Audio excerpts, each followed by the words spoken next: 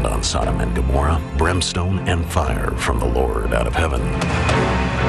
And he overthrew those cities. In his 1968 book, The Chariots of the Gods, Eric von Daniken presented a different theory about the destruction of Sodom and Gomorrah. Eric von Daniken had speculated that Sodom and Gomorrah might have been destroyed by extraterrestrials using nuclear weapons. The reason he came to this conclusion is the description that fire and brimstone came down from the sky. It certainly would get the attention of planet Earth pretty fast if we really concluded that extraterrestrials had destroyed whole cities because they didn't like them.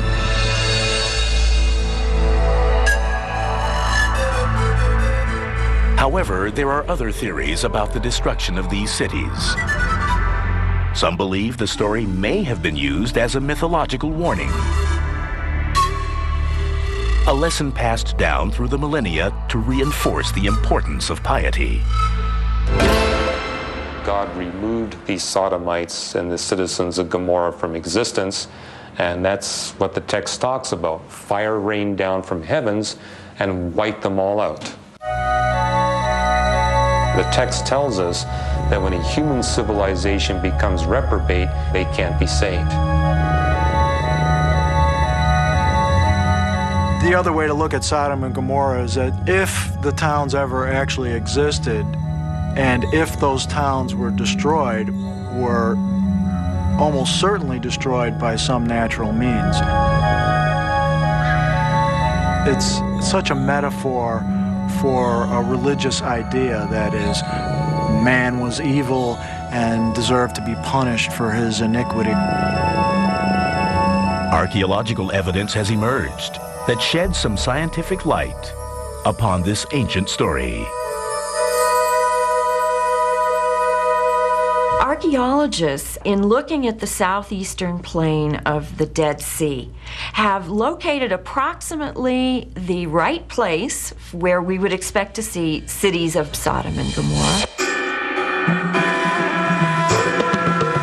The remains of these cities, called Babadra and Numeria, offer tantalizing clues that may prove part of the story of Sodom and Gomorrah. In Babadra, we see that there was broad destruction across the mound. Next, we find at Numeria that there is a layer of ash, which can suggest that the city was burnt.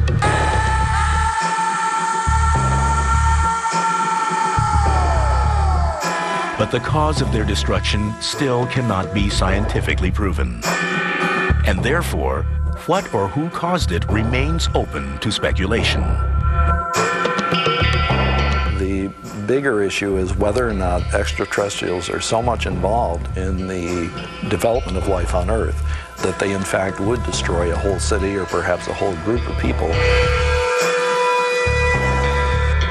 That the biblical God or angels were really UFOs from another planet may be a radical idea.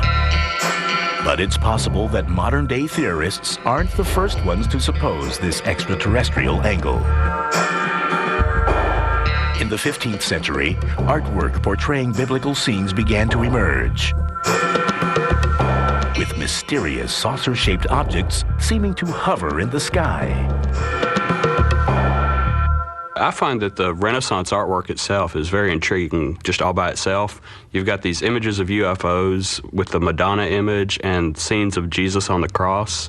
And in the background, you've got a little black dot or a saucer-shaped UFO with a dome on it. And these were done 1,500 years after the fact.